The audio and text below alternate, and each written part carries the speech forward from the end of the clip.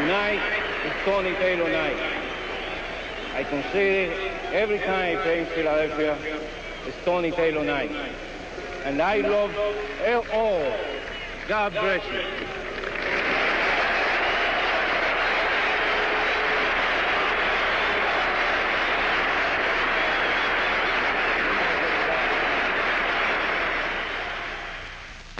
The Phillies were still missing one bullpen, so General Manager Paul Owens dug one up.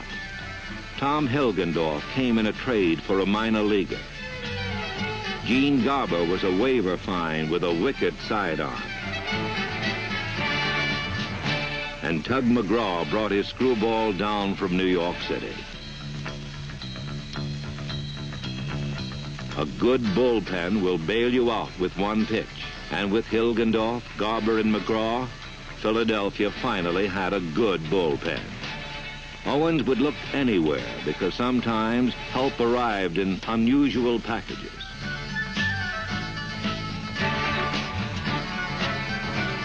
Flaky J. Johnstone had worn out his welcome in several cities, but Owens had given him another chance to display his unique batting style.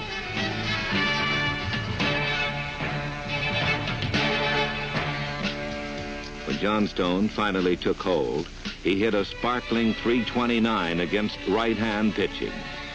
His platoon mate, Ollie Brown, did nearly as well against lefties with a .303 mark. Brown was also valuable in the field. Against the Dodgers, he saved a win with a gutty ninth-inning catch.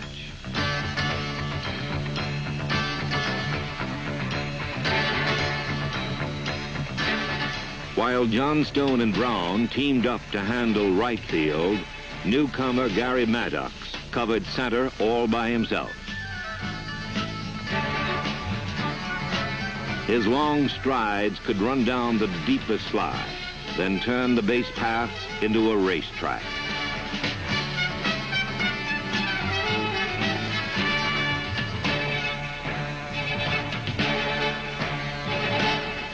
But Owens' biggest trade in '75 was a homecoming. Richard Anthony Allen was back to try again. How do I feel about this team?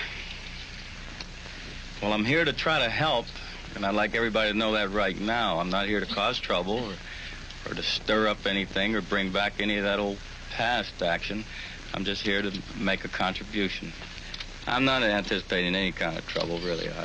I've learned a lot through my journeys as I left here, and there's about that much difference between a man and a boy, and I like to think I've grown up a little. I'm no messiah of no type, but I think they have the nucleus of a winner right here, and I'd like to be a part of it.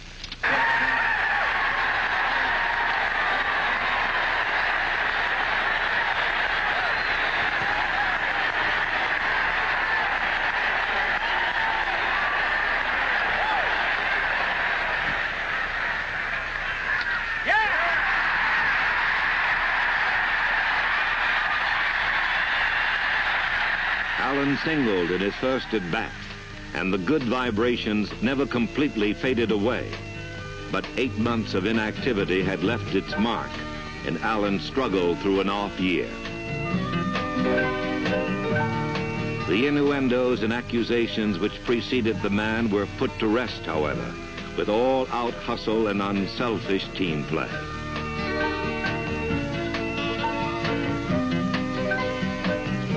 Ironically, Allen's biggest contribution to the '75 Phillies was attitude, and the man he benefited most was an emerging superstar named Greg Luzinski. The legs of a pulling guard, the upper body of a weightlifter,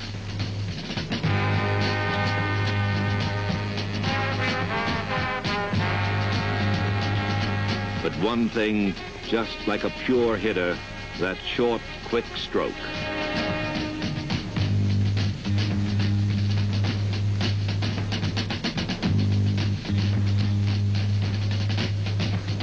The power generated in that compact arc sent the ball on incredible journeys.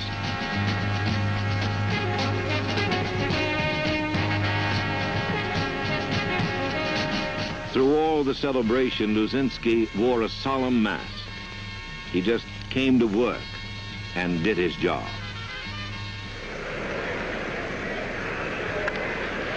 Come on, Bull! Come on! Handlebar, Bull! Tag him all, buddy! Bull did quite a job, hitting 300 with 34 home runs and 120 runs batted in. The first Philly to lead the big leagues in RBIs since 1915. Overcast skies tonight and a crowd on hand, expected to be around 35,000 for tonight's second game of this series, and it should be a good one. All right, head up! Come on, Mike, come on out. Hey, Dick.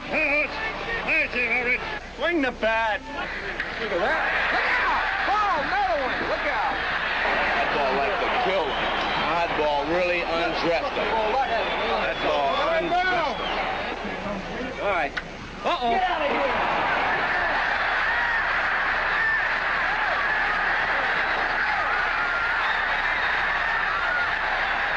Swinging a drive to right field. Johnstone, a long run, makes the running catch nicely. Rifles the first base, double play. Great play by Jay Johnstone. The team was at its best in red pinstripes. Mike Schmidt overcoming a slow start to once again lead the majors in home runs. It was a year of great plays at the vet. Reserves Terry Harmon and Mike Anderson filled in with style. Gary Maddox tore around bases like a startled greyhound. Under the warm glow of hometown acceptance, the team played like a champion. But against strange backdrops, the atmosphere changed. On the road, affection and encouragement gave way to other sounds.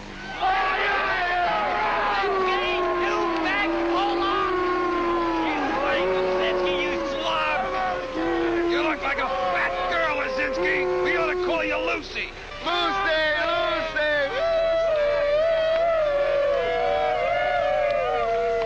Hey, River! Lucy!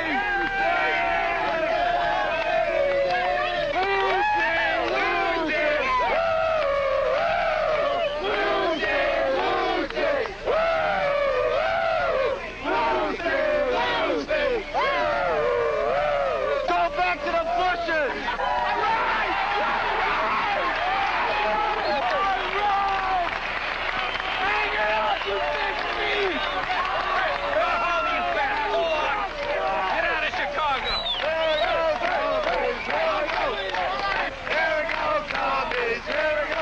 The road is a fact of life for every player. 5 cities in 12 days.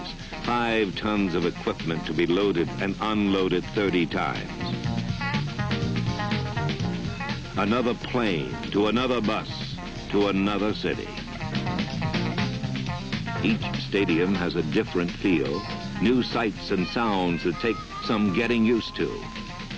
In Los Angeles, it might be Hollywood Star Night, a chance to mingle with the greats and near greats and see how things are done in Fantasyland.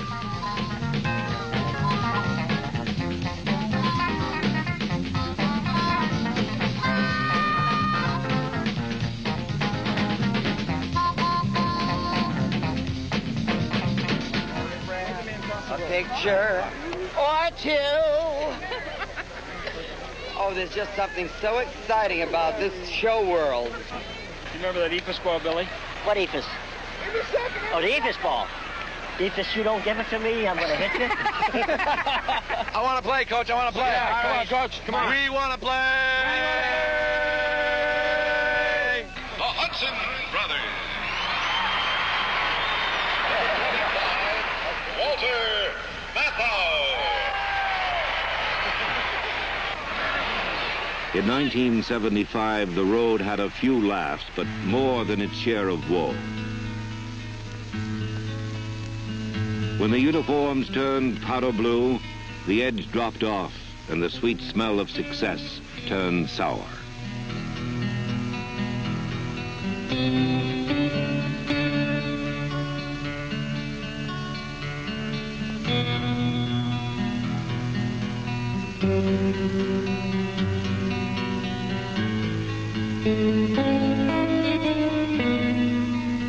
Their record was nearly as horrid on the road as it was impressive at home. The reasons are unclear, the solutions not easily ascertained. Perhaps the answers can be found by June. The Pirates were in full retreat, and Philadelphia was flying headlong after its first title in a quarter of a century.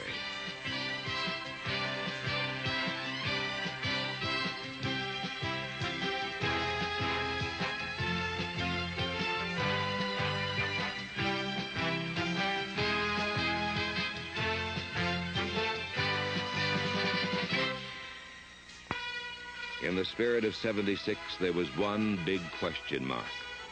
Would the pitching measure up? To get things moving, in came a quick pitch artist named Jim Cott.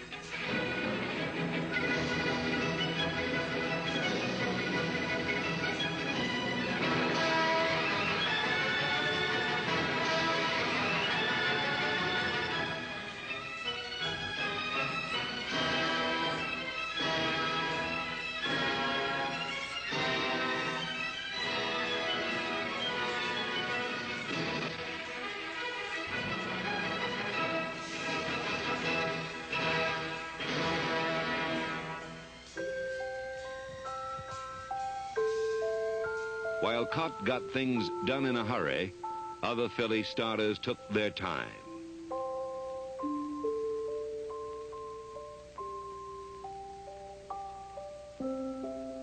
Phillies pitching was now in the capable hands of a solid 10-man staff that stayed together all year long.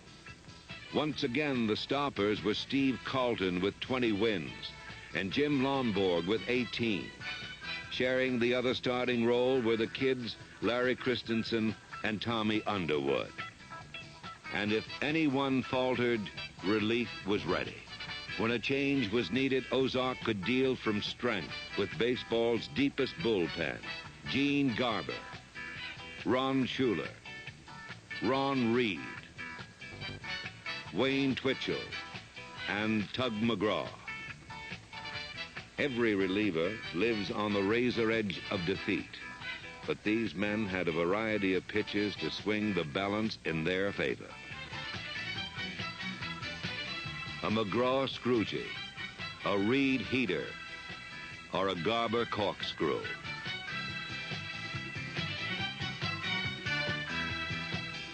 As a group, Philly firemen won 25, saved 40, and pulled some pretty strings.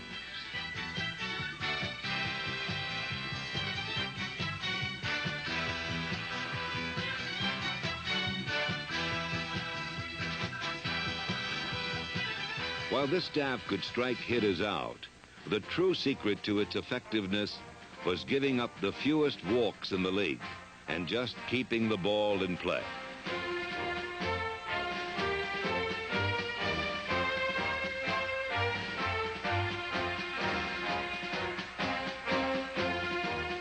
Their motto was, let the defense do it. Behind the plate, Bob Boone stepped in and came of age. At third base, Mike Schmidt filled all the holes and won a Gold Glove, although he didn't always choose to use it.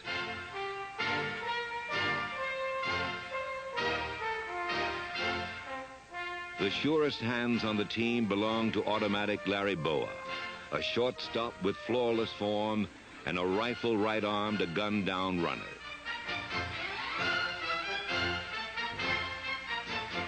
Second baseman Dave Cash had his area covered, but nobody ate up AstroTurf like Gary Maddox.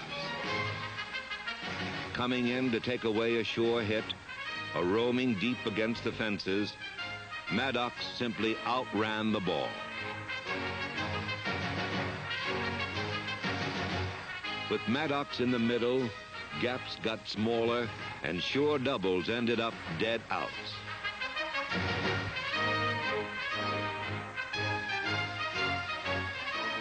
Maddox covered all South Philly, leaving the foul lines to his friends.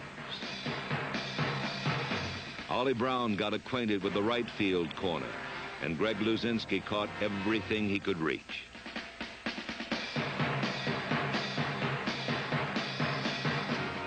Surrounded by support, even the pitchers got involved as Philadelphia found another way to win, with leather.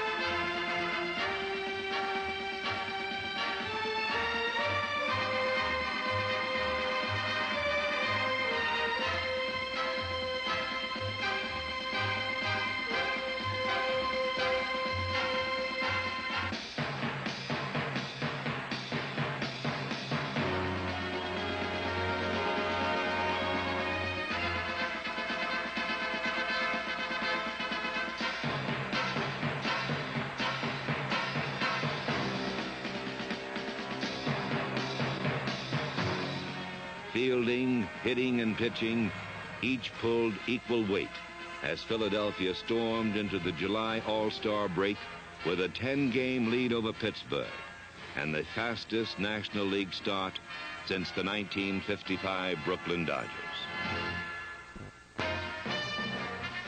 For the nation's birthday, nearly 2.5 million people made Veterans Stadium the place to be in '76.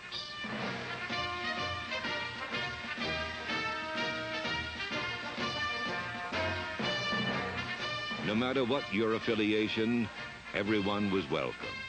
All-Star Night brought to town some of baseball's newest, oldest, and biggest names, where they joined 5 Phillies, the most ever chosen for this annual classic. It was a chance to check out seldom-seen millionaires and marvel at stars and styles of the other league.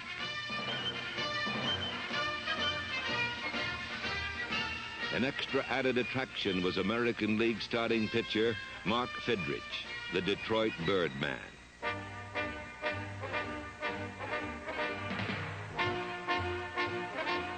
Fidrych manicured the mound and spoke to the ball, but the National League All-Stars talked right back with their bats.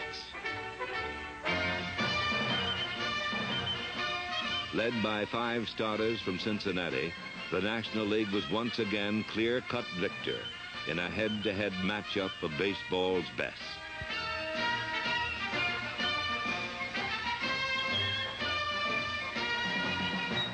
Winning was fun in games, but Philadelphia was not simply a team of all-stars. A talented bench contributed as well. Jerry Martin saw spot duty in 130 games, while dependable Terry Harmon backed up the infield and hit .295. For pinch-hitting duty, there was the unusual stance of Bobby Tolan, or Tommy Hutton's classic swing, while Tim McCarver filled several roles with a flourish. When called on, McCarver played like a winner and reigned as the team's official prophet, sage, cynic, and storyteller. Over the long haul, McCarver knew how to keep things loose with a smile and a song. She learned a lesson. She broke my heart. I was the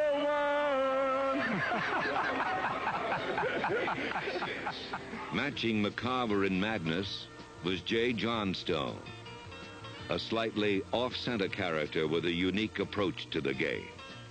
But there was nothing funny about the pure stroke of a .300 hitter. Hours of practice had honed a groove that never varied, a groove that sent out ropes.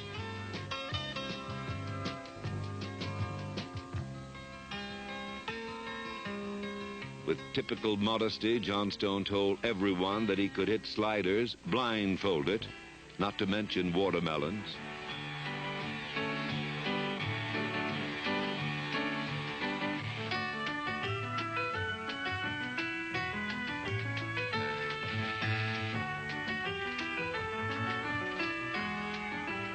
The Phillies were hot, so they took on all comers, including a team of young ladies that refused to fall for the oldest trick in the book.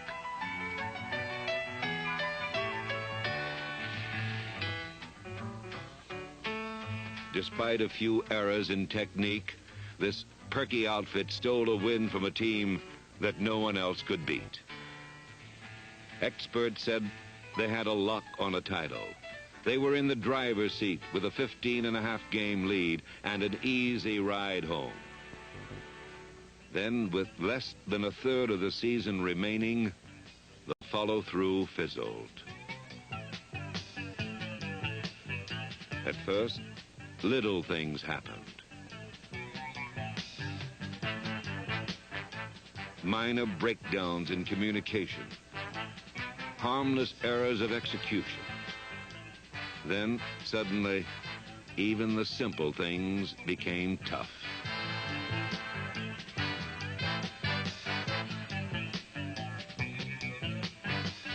A slump creeps up on you like old age. One minute you're tearing along bold and brash, the next slowed by every ache and pain. After 3 months as front runner, it was time to take a few lumps.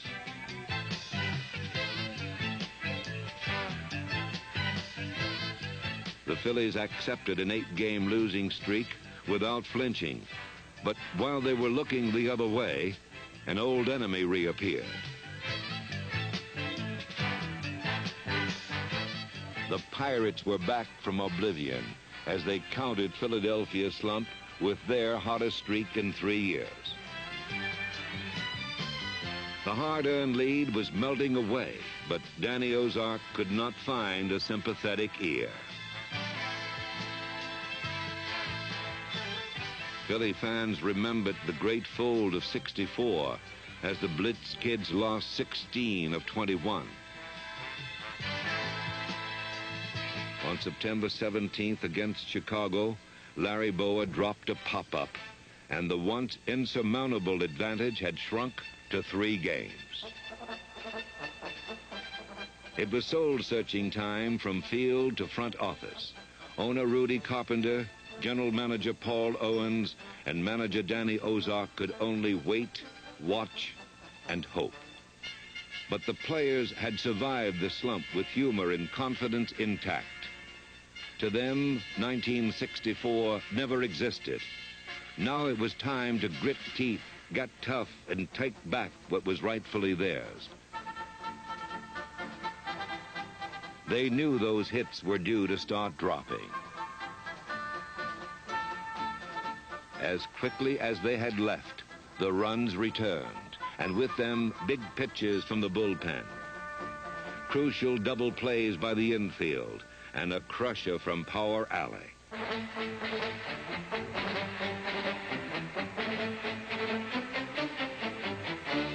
The season had taken yet another 180-degree turn as the Phillies won 9 of their next 13. On September 26, Greg Luzinski hit a 3-run homer against Montreal. And just 9 days after the season's low point in Chicago, Philadelphia was 1 pitch away from a title.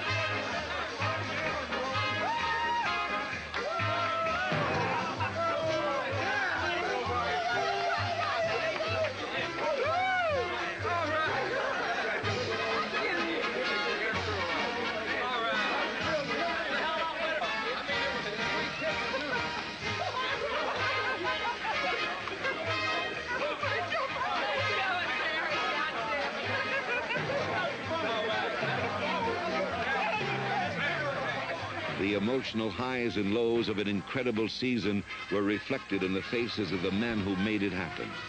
Vice President Bill Giles didn't know whether to laugh or cry.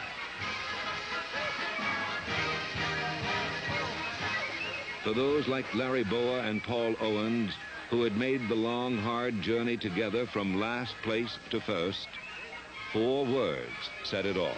How sweet it is.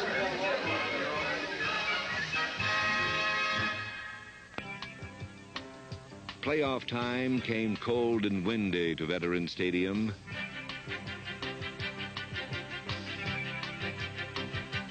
The confident Cincinnati Reds were in town, defending world champions and eager to get started.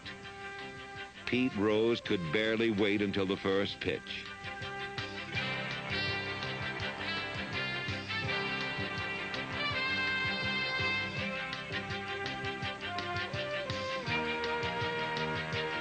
The Rose signature slide set a tone for the entire series. Experienced hands like those of Johnny Bench took charge from the outset.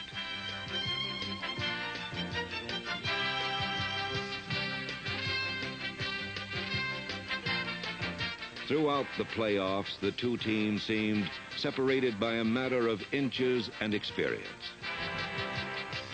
When it counted, Cincinnati came up with every close play, while Philadelphia faltered on balls they usually nailed down cold.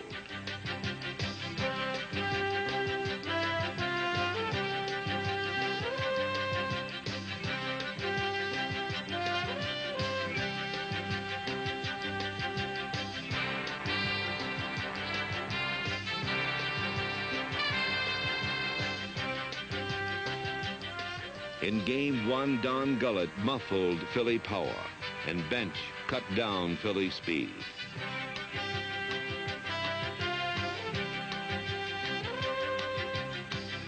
Game 2 saw Jim Lomborg's 5-inning no-hitter disintegrate into a red runaway. In Game 3, Cincinnati finally looked human.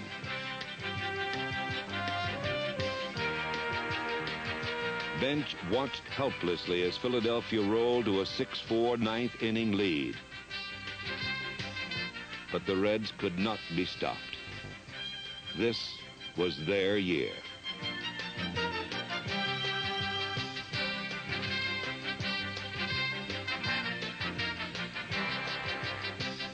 Cincinnati accepted the 7-6 victory like a team that knew the hardest part was over. Philadelphia swallowed the bitter pill of playoff baseball. In just 3 games, the season had ended, and now someone else would celebrate.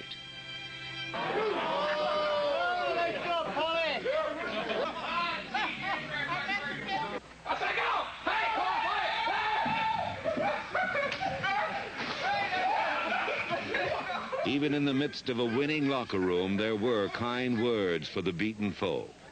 I think the Phillies are just right below the Reds, and I think the Reds are number 1. Johnny, how do you rate the Phillies this year? Great. That's why I was particularly happy to beat them today. I didn't want to play tomorrow. I really didn't, and I came to the ballpark knowing that if they beat us today, they could come back. The future looks great for the Phillies. I mean, they developed some guys this year like. Maddox had a great year for him. Johnstone, they found out he could hit if he played all the time, and Boone had a great year. I think the Phillies will be right back in there next year again. They'll be back. If they stay together, they'll be back. 1976 had ended on a note of bicentennial blues.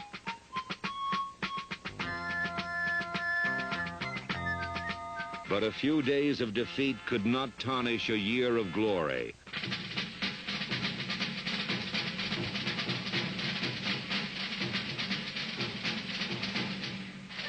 It had been a season for standing ovations and wide smiles. A town and its team sharing the pride of 101 wins and the finest year in Philadelphia baseball history.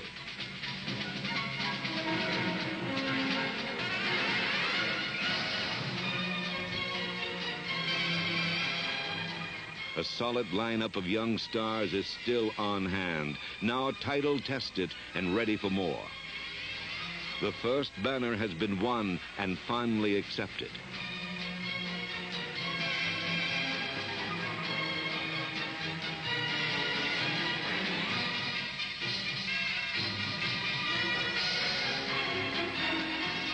There is plenty of room left on the line. Just look to the skies where the spirit of '76 lights a future bright with promise.